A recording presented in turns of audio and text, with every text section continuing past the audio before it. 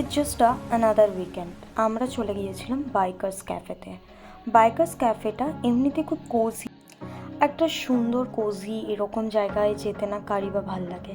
তো আমি পরে গিয়েছিলাম একটা ব্রাউন কালারের বডিকন ড্রেস, আর তোমরা দেখে নাও বাইকটা কত সুন্দর লাগছে।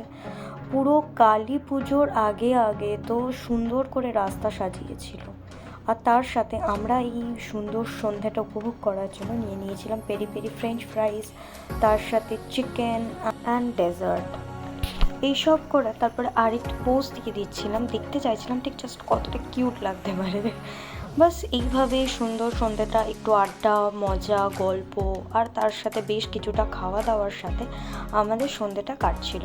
আর তারপরে শেষে একটু মিষ্টিমুখ না করলে হয়, তো তার জন্য আমরা অর্ডার করেছিলাম Nutella waffle. And that Nutella waffle, oh my god! তোমরা কখনো যদি বাইকার্স ক্যাফেতে যাও দ্যাট এলগিন রোডের কাছে, please try this one, please.